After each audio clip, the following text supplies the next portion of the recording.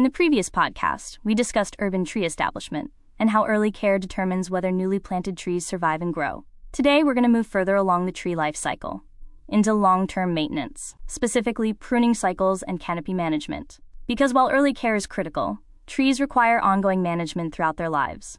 And pruning is one of the most important tools arborists use to guide that growth. Let's start with a key idea. Pruning is not just about removing branches. It is about directing growth, improving structure, and managing risk over time. In urban forestry, pruning is often organized into cycles. A pruning cycle is a scheduled system where trees are pruned at regular intervals. For example, a city may operate on a 5 or 7 year pruning cycle. This means that each tree is pruned once during that period. The purpose of a pruning cycle is consistency.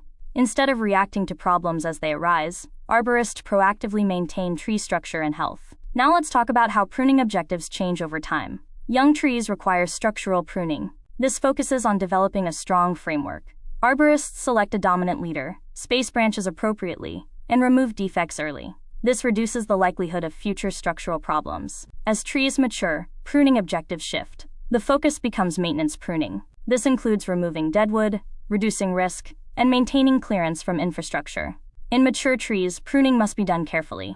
Excessive pruning can stress the tree and reduce its ability to produce energy. Now let's talk about canopy management. The urban canopy is not just a collection of individual trees. It is a system. Managing canopy involves maintaining overall structure, density, and distribution. Pruning plays a role in shaping how the canopy develops over time. For example, maintaining clearance over roads and sidewalks ensures safe access. Managing canopy density can improve light penetration and reduce wind resistance. Now let's consider risk management. Regular pruning reduces the likelihood of branch failure. Removing dead or weak branches lowers risk. Reducing end weight on long limbs decreases mechanical stress. This is especially important in areas with high public use. Now let's talk about timing.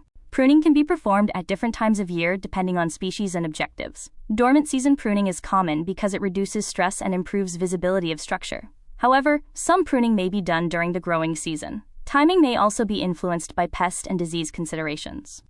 Now let's consider efficiency. In large urban forestry programs, pruning cycles help organize work. Crews can move systematically through areas. This improves efficiency and ensures that all trees receive attention. Now let's connect pruning to long-term outcomes. Trees that are pruned regularly develop stronger structure. They require less corrective work later. They are less likely to fail during storms, and they provide more consistent benefits. Now let's connect this to canopy goals. Maintaining canopy is not just about planting trees. It is about sustaining them over time. Pruning is one of the key practices that supports long-term canopy health. For the ISA Urban Forest Professional Exam, focus on pruning concepts. You should understand the purpose of pruning cycles, the difference between structural and maintenance pruning, how pruning reduces risk, and how pruning supports long-term canopy management. Questions may involve identifying appropriate pruning strategies for different tree stages. Pruning is one of the most powerful tools in arboriculture. It shapes how trees grow, how they function, and how they interact with the urban environment. In the next podcast, we'll continue with arboricultural practices by exploring tree removal cycles and replacement planning,